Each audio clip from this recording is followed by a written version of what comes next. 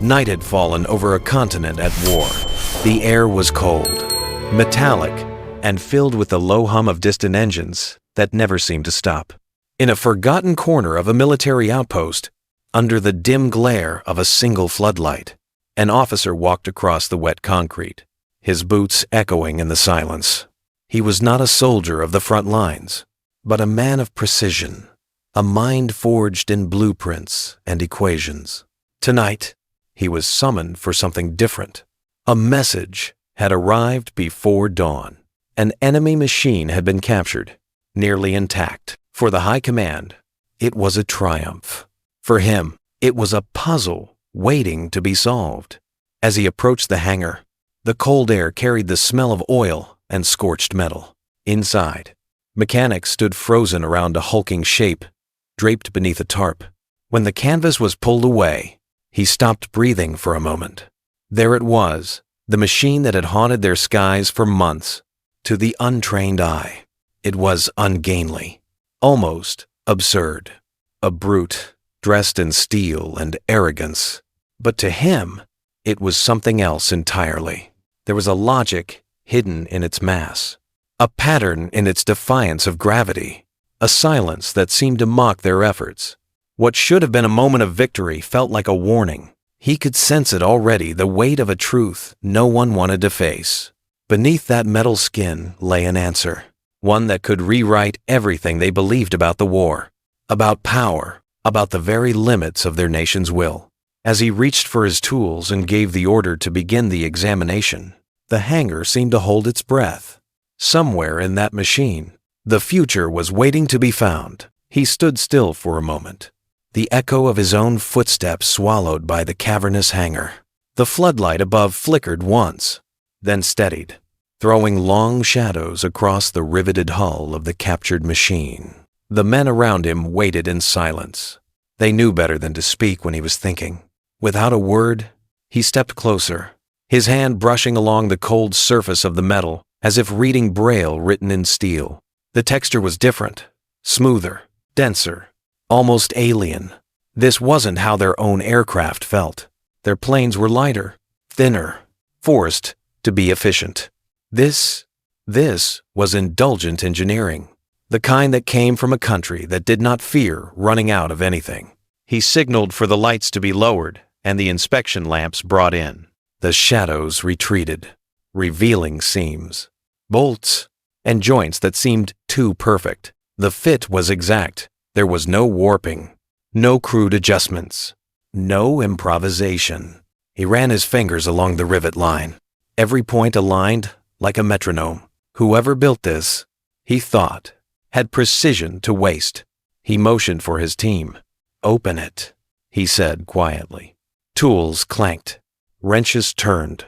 The cowling came free with a groan, and the heart of the machine was revealed. A low whistle escaped one of the mechanics.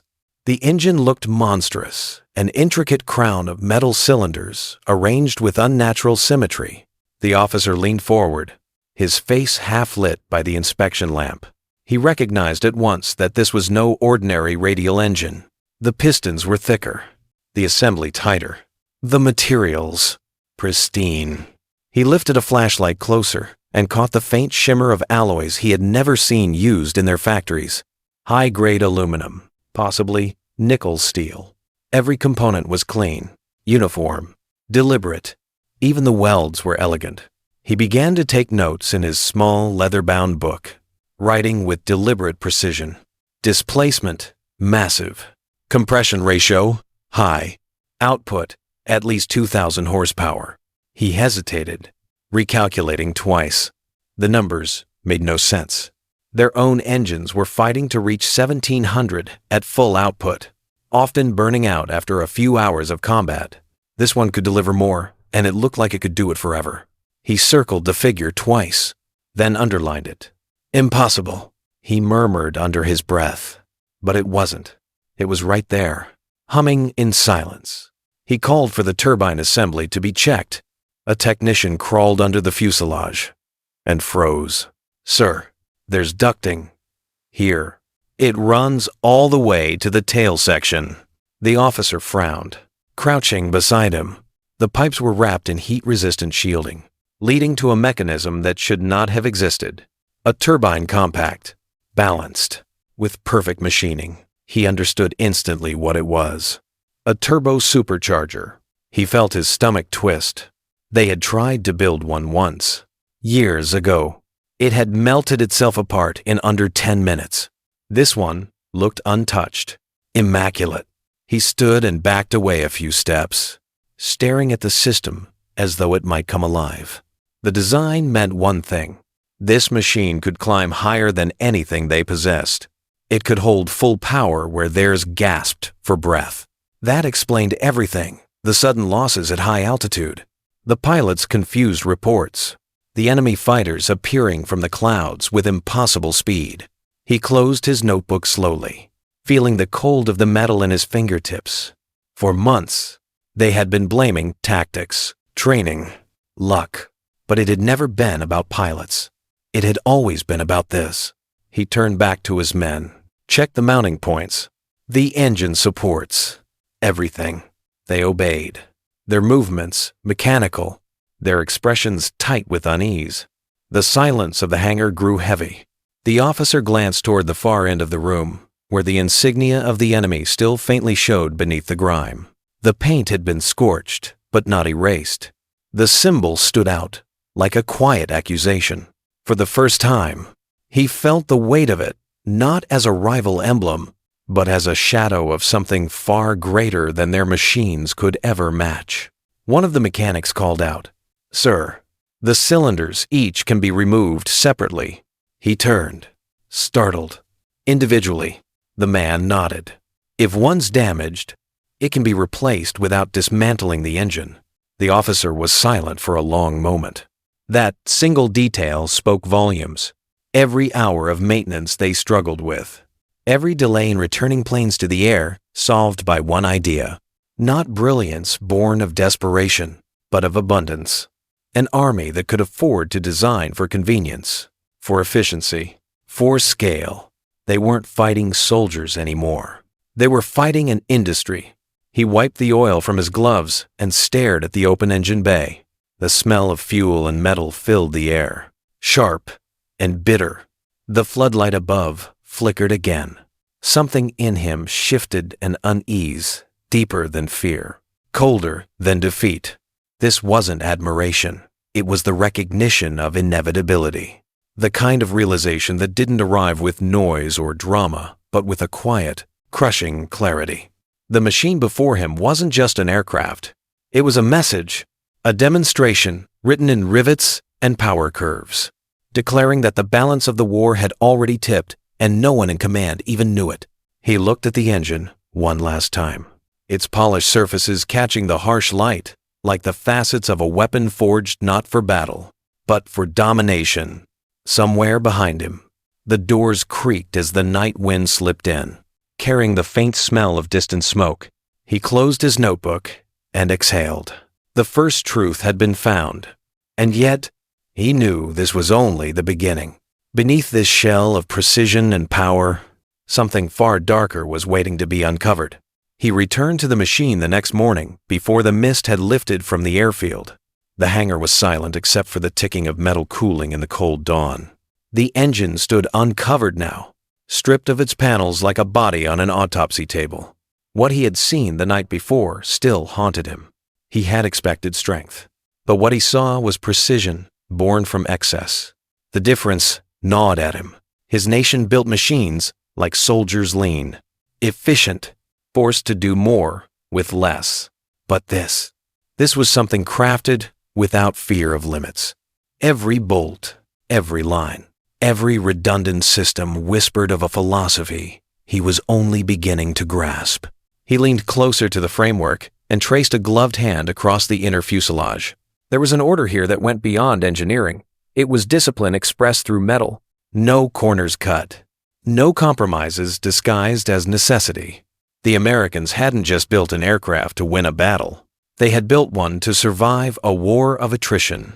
It was designed to endure abuse, to be repaired quickly, to return again and again, until the skies themselves were theirs.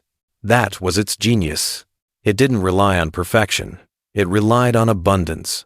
They could afford to make mistakes, because behind each mistake stood a factory that would produce 10 more. He took a deep breath and turned to his notes from the previous night.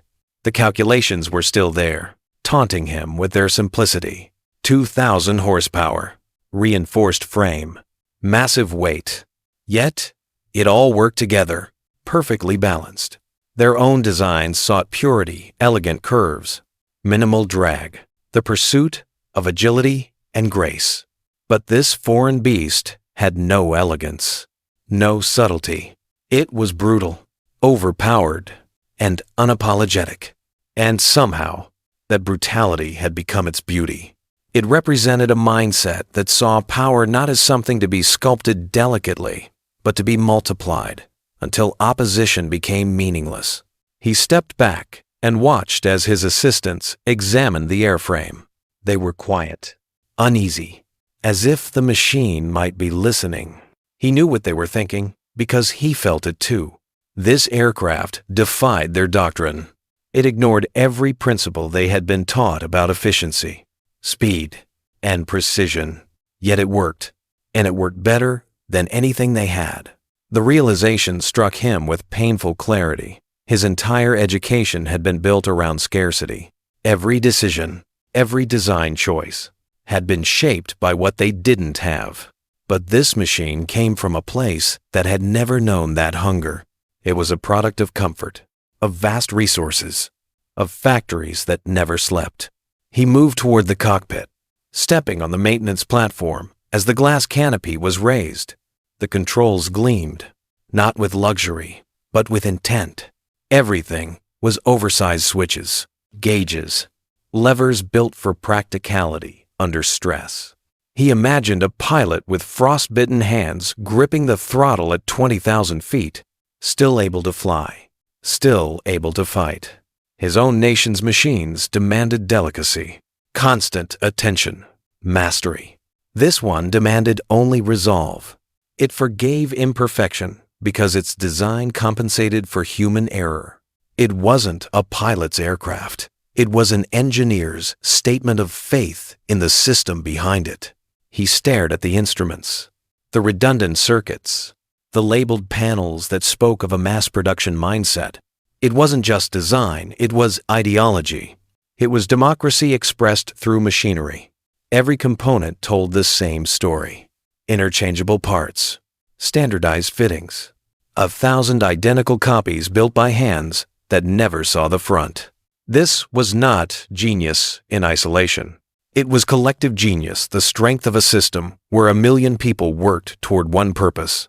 His own people worshipped the individual inventor, the brilliant designer, the heroic ace. But this machine had no hero. It was the embodiment of collaboration, of industry as a weapon. He felt a chill that had nothing to do with the cold air. For years they had believed themselves superior in intellect, in artistry, in spirit. They saw their enemies as crude, mechanical, unimaginative. Yet standing here, before this monument of efficiency, he realized the truth was inverted. His nation's brilliance was fragile. It thrived only under perfect conditions. This machine was built to survive the imperfect, to endure chaos, damage, fatigue, and still function. It was not a masterpiece to be admired. It was a factory-born organism, designed to outlast genius itself. He closed his eyes for a moment and tried to picture the world that had created it. Endless rows of assembly lines, molten steel pouring into molds, men and women working shifts around the clock, while jazz played faintly on factory radios. The thought unsettled him more than he expected. He could almost hear it, the rhythm of production, steady and unstoppable, like a mechanical heartbeat pulsing across an ocean. That was their real power, not the engine, not the metal, the rhythm, a tempo his country could never match. He turned back to the machine and whispered to himself, "This is what victory sounds like." It was not an admission of defeat, not yet, but a recognition that their world was built on a different foundation, one that could not sustain a war of machines. His commanders believed in precision strikes, in brilliance over brawn, in the myth that intellect could overcome mass. But here, in front of him, was the proof that mass had become intellect. The sheer scale of it was the strategy. The power of numbers had been refined into philosophy. He looked around the hangar at his men, tired, pale, silent. They had all seen it. None would say it aloud. But the same thought ran through each of them. They weren't studying an aircraft. They were witnessing a civilization's blueprint. Every rivet carried an echo of policy, economy, ideology. This machine was not born of desperation, but of confidence and arrogance earned through supply chains and abundance. It was, in every sense, the opposite of everything they were. He felt his throat tighten. It wasn't just envy. It was dread. Because once you understood the philosophy behind a machine like this, you realized it couldn't be defeated in the air. It had to be defeated at the factory. And that was impossible. He placed his hand on the cold metal once more, almost reverently. This wasn't just technology. It was a prophecy. And the men who had built it had written that prophecy in aluminum, horsepower, and time, while his own nation was still writing theirs in blood. Days passed, and his notes grew into pages, sketches, diagrams, calculations that spilled across the desk like fragments of revelation. But the more he studied the captured aircraft, the less it felt like a machine, and the more it felt like a doorway into something vast. Every component hinted at an invisible world behind it, a system of design, supply, and discipline so immense that it seemed to mock the fragile workshop around him. He could trace the logic of its bolts and wires, but not the invisible chain that had created them. Somewhere across the ocean, there existed a rhythm of production capable of birthing thousands of these machines, each identical, each perfect. That was the real discovery, and it chilled him more than the engine ever had. He stood before a wall of maps and charts now, his chalk tracing figures that made no sense to the men watching. To build one of these engines, he muttered, you need alloys, copper, high-grade aluminum, rubber, glass, instruments, wiring hundreds of specialized parts, all arriving in perfect sequence. He circled the diagram violently. And they're not struggling. They're not rationing. They're multiplying. He turned to his assistants, his voice hardening. Every part of this machine is a promise that somewhere there's a factory that can build it again, and again, and again. The thought twisted in his chest. His own nation had once been proud of its engineering, the artistry of limited resources, the brilliance of making something from almost nothing. But now, he saw how small that brilliance truly was. Their engineers were craftsmen. Theirs were industrial architects. Their factories were temples to scarcity. The enemy's were monuments to abundance. This was not genius measured in inventions, but genius measured in repetition. The power of this machine did not lie in innovation, but in the system that could reproduce it endlessly without losing quality. He stared at the numbers before him. Monthly output, material consumption, workforce size, tonnage of aluminum mined, barrels of oil refined. The figures rose like a mountain range on paper. He recalculated, hoping the mistake was his. It wasn't. The scale was real, terrifyingly real. The enemy's factories were producing engines by the tens of thousands, airframes by the hundreds per month. Even the smallest production line overseas outstripped their largest. The math told a story no ideology could silence. This was not a war of tactics anymore. It was a war of factories, and they were already outnumbered 100 to 1. He imagined the other side of the ocean, cities glowing at night, not from bombs, but from furnaces, foundries, and assembly lines that pulsed like arteries of a living empire. He could almost hear it, the roar of forges, the rhythm of hammers, the drone of endless conveyor belts. While Europe burned in blackout and ration lines, the enemy's sky was bright with industry. Their wealth was not just in machines, but in organization, in the invisible choreography of logistics that fed them like oxygen. He pictured ships loaded with supplies crossing the Atlantic faster than they could sink them, carrying raw materials that became engines, engines that became planes, planes that filled the sky. He sat down heavily, feeling the weight of a realization too vast to hold.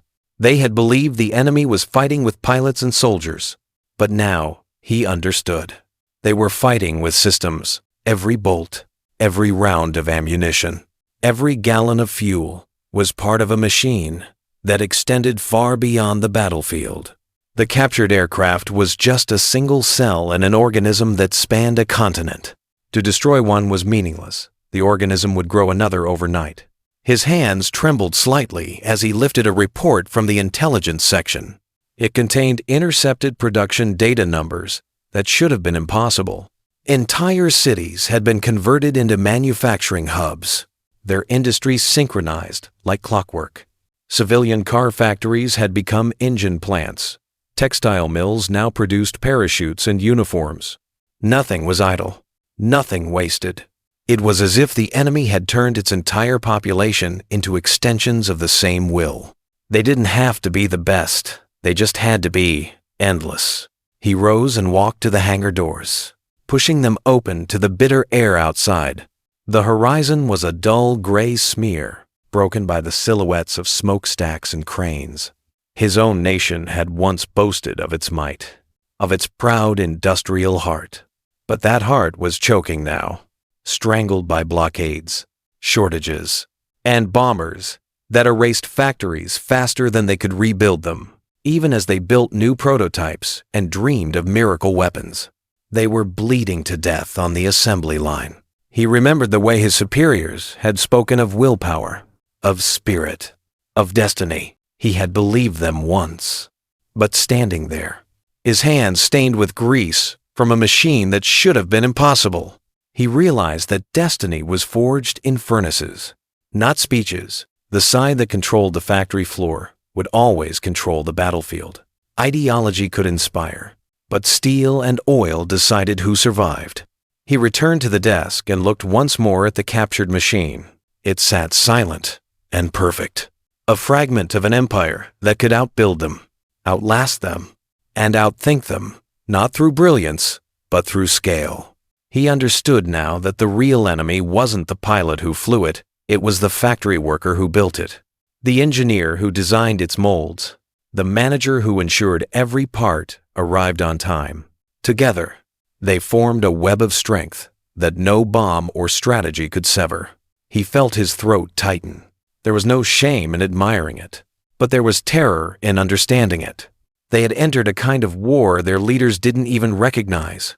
A war of systems, of logistics, of mathematics. And in that kind of war, courage meant nothing without production. He closed his notebook with a trembling hand. For the first time, he understood what defeat truly meant. It wasn't a lost battle or a fallen city. It was the slow, inevitable moment when you realized your enemy could rebuild faster than you could destroy. He looked up at the machine one last time, the morning light spilling across its surface like cold fire. It no longer looked like a weapon. It looked like an empire, compressed into metal and power, humming silently with the confidence of a nation that had already won. The report was finished at dawn. Pages of diagrams, numbers, and annotations, each line written with the same precision he had once used to design engines. But this was different. It wasn't a study anymore. It was a warning. He read it again before signing his name at the bottom, knowing exactly what it meant. It declared, in the clearest terms, that they could not win, not because their pilots were unskilled or their scientists incompetent, but because the war had shifted into a dimension their nation refused to see. He had translated that truth into data cold, undeniable, mathematical. Yet, as he sealed the report and prepared to deliver it to headquarters, he already felt the weight of futility pressing against his chest. He arrived in the capital 2 days later, the city shrouded in smoke and propaganda banners. The contrast was suffocating. Posters on every wall screamed about victory, destiny, and unbreakable spirit. Yet beneath the surface, everyone knew the factories were starving. the convoys shrinking, the sky darker each night with the distant hum of bombers. He walked through the corridors of the ministry, past officers in immaculate uniforms who saluted him without looking into his eyes. When he entered the conference room, the air was thick with arrogance and denial. He placed his report on the table and stood before the men who controlled the nation's industry and strategy. His hands did not shake when he began. "Gentlemen," he said, "we have examined the captured machine thoroughly. Its performance and construction reveal a truth we can no longer ignore. The enemy's strength is not in pilots or tactics, but in production. They have built a system that multiplies itself. For every aircraft we destroy, they build 3. For every engine we perfect, they create 10. If we continue this war as we have, we will be defeated, not on the battlefield, but in the factory." For a moment, silence filled the room. Then came the sound of a chair scraping against the floor. One of the generals leaned forward, his expression cold. "You sound defeated before the enemy even arrives. Are you suggesting our will is weaker than theirs?" Another officer snorted. "Perhaps the engineers have been reading too much foreign propaganda. The Americans build crude machines. They compensate with size because they lack precision." He tried to remain calm. "No, sir, this is not about propaganda. I am speaking of numbers, of metallurgy, of capacity. Their crude machines outlast our perfect ones. They have built a war economy that cannot be matched by courage alone." His voice rose slightly, almost pleading. "We are fighting an opponent who no longer fears loss, because loss means nothing to them. They can rebuild endlessly. That is the reality." The Minister of Production, a man with sharp eyes and a polished smile, leaned back in his chair. "Reality," he repeated softly. "Reality is what we decide it to be. Your job, engineer, is to solve problems, not to announce surrender. You will rephrase this report. Remove anything that implies inferiority. Focus on tactical countermeasures, not philosophical despair." He stared at them, stunned. "Despair," he whispered. "I'm giving you the truth. The truth," the general interrupted, "is that we are superior. You will remember that." He realized then that the meeting was over before it began. His words had collided with a wall thicker than concrete ideology reinforced by fear. He gathered his papers slowly, feeling the weight of every page like a confession. As he turned to leave, one officer muttered loud enough for all to hear, "These intellectuals have no spirit left.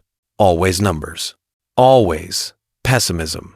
They should spend a week at the front to remember what courage means." Laughter followed, hollow and forced. Outside, in the corridor, he stopped and pressed his hands against the cold marble wall. For the first time in his career, his precision, his logic, his devotion to truth, everything he valued felt useless. He had spoken clearly, and they had chosen blindness. It wasn't ignorance, it was willful rejection. They didn't want truth. They wanted affirmation, and anything less was treason. He returned to his quarters that night and sat alone at his desk. The report lay open, the ink still fresh. He read the lines again, each word now echoing back at him, like a sentence passed on himself. He thought of the machine in the hangar, silent and immovable, a monument to a civilization that had turned its factories into fortresses. His own nation, by contrast, was collapsing under the weight of its own mythology. They worshipped willpower, but starved their engineers. They prayed for miracles while the enemy built them. He picked up his pen again, hesitated, then began to write a second report, one he would never send. This one wasn't for them. It was for history, for whatever would remain after the ruins. He wrote not as an officer, but as a witness. "We are losing because we refuse to learn." He wrote, "We are fighting a war we do not understand, against an enemy who fights with mathematics, machinery, and patience. Our leaders believe that courage can forge steel. They are wrong. Courage melts faster than aluminum. The words burned as he wrote them. He imagined the faces of his superiors, the dismissive smirks, the empty slogans. He thought of the workers in bombed factories, the pilots dying for machines that were already obsolete, the children gathering scrap metal in the streets, while speeches promised victory. He thought of the silence that would follow it all. He closed the notebook and sat back, exhausted. The candle beside him flickered as the distant rumble of bombs rolled through the city. The glass trembled in the window frame. He didn't flinch. For the first time, he wasn't afraid of death, only of oblivion, of truth buried beneath pride. Somewhere above, in the dark sky, engines droned a sound he could now identify by tone alone. Not their own. The enemy's. He rose and walked to the window, watching the faint glimmers of anti-aircraft fire bloom and die. Each spark was a futile protest against inevitability. Behind every explosion, he saw the image of that captured machine, its silent power, its flawless design, its terrifying message. He whispered to himself, "They are building while we are burning." And in that whisper was the full weight of his nation's downfall, an empire that had chosen to blind itself rather than see. The war ended not with a roar but with silence, the kind that lingers long after the smoke has settled and the banners have fallen. Cities lay in ruins, the empire reduced to ash, and the once proud machines that had ruled the skies now sat rusting in open fields. The man who had written the forbidden report lived through it all. He survived the bombings, the collapse, the surrender, and when the guns went quiet, he found himself standing amid the wreckage of everything he had once believed in. What haunted him most was not defeat itself, but how precisely he had predicted it and how no one had listened. He walked through what remained of the old hangar. One gray morning years later, the roof had collapsed in parts, the floor littered with debris, and weeds breaking through cracks in the concrete. He traced the same path he had walked on that first night, the echo of his boots, much softer now. The world was unrecognizable, yet the smell of oil and rust brought it all back. The floodlights, the cold metal, the revelation. He had written the truth in numbers and logic, and it had been buried under slogans and pride. But history, he realized, had unearthed it for him. Across the ocean, the victors had turned their wartime industry into the foundation of a new age. He read about it in foreign newspapers. The same factories that once produced bombers were now building cars, tractors, and airplanes for peace. Their assembly lines stretched across continents, feeding not just armies, but economies. The system that had defeated them had not disappeared. It had evolved. Its rhythm still pulsed, steady and confident, reshaping the world that his generation had tried to control with force. He couldn't help but feel a strange reverence for it. Even now, the machine had outlived the ideology that mocked it. He thought often of the men who had dismissed his warning. Some had vanished in the chaos of surrender. Others stood trial and called themselves patriots until the end. But none had ever admitted the real crime, the refusal to see. They had worshipped willpower as if it could forge steel, blind to the truth that will without substance is only noise. In the end, they hadn't been defeated by enemies, but by arithmetic, by the cold mathematics of production and endurance. He had seen it in the captured aircraft years before. The prophecy carved in aluminum, the future already written in its design. He sat on a twisted beam and opened a small notebook. Its pages yellowed and brittle. The ink had faded, but his words were still there, the same ones he had written in defiance and despair. We are losing because we refuse to learn. He smiled bitterly. He hadn't understood back then that this sentence was not about one nation or one war. It was about humanity itself.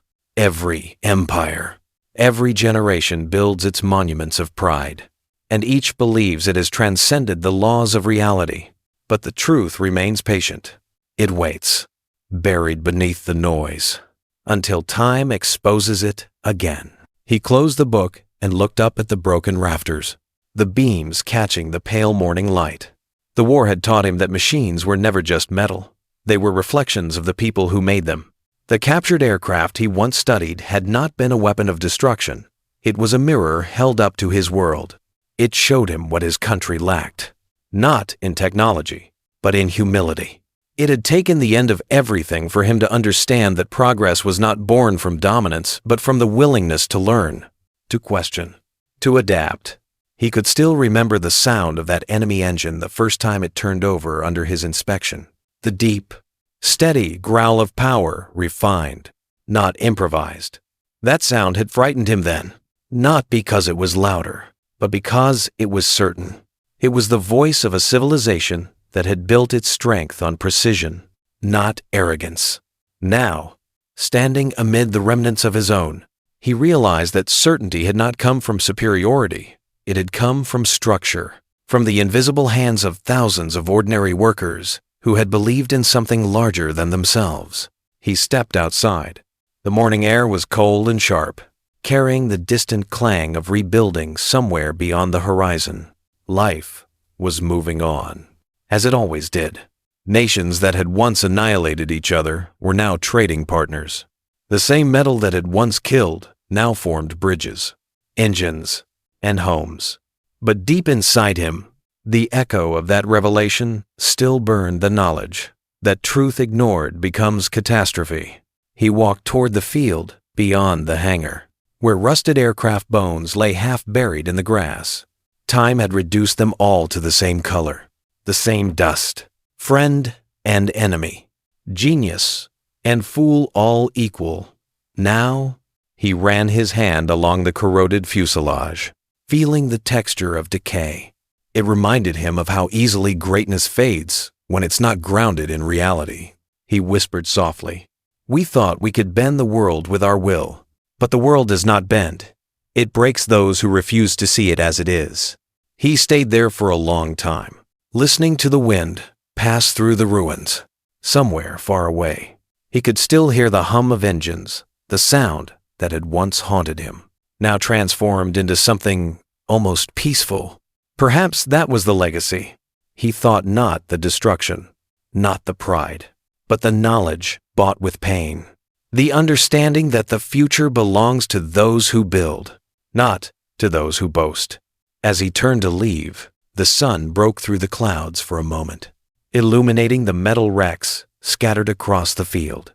They gleamed faintly, like old ghosts refusing to disappear. He stopped and looked back one last time. The memory of that first night flooding through him, the cold hangar, the captured machine, the truth he had touched but no one had wanted to hear. And as the wind carried away the echoes of the past, he understood at last. History doesn't bury truth. People do, and when they do, it always finds a way to dig itself back up sharper, louder, and waiting for the next generation to either learn or repeat. The war had ended long ago, but its shadow never truly left him. In the quiet years that followed, he often returned to that single revelation, the moment when steel and silence had spoken louder than propaganda. Time had confirmed everything he feared. The factories he once envied had rebuilt the world, while the empire he served had vanished into history's ash. Yet even in ruin, he understood that knowledge, once seen, could never be unseen. He no longer blamed the men who dismissed his report. He pitied them. They had been prisoners of belief, chained to myths about destiny and superiority. He had been one of them once, until a captured machine forced him to confront the mathematics of truth. That lesson had outlived the war, outlived the flags, outlived the arrogance that started it all. He carried it quietly, like a scar that still burned when the wind was cold. Standing in the ruins of the old hangar, he realized that defeat had not been humiliation, it had been revelation. The enemy had not just won a war, they had mastered a principle that would define the century. That power belongs not to those who shout the loudest, but to those who build with patience, precision, and purpose. He looked up at the broken beams above him, the sunlight filtering through, dust glowing like falling embers. It felt like the closing of a circle. He had once believed machines were instruments of conquest. Now, he knew better. They were instruments of truth mirrors, reflecting the soul of the civilization that built them. And as he turned away for the last time, he whispered to the silence, "The truth was never destroyed. It was only delayed." Then he walked into the light, leaving behind the wreckage and the century that had refused to listen.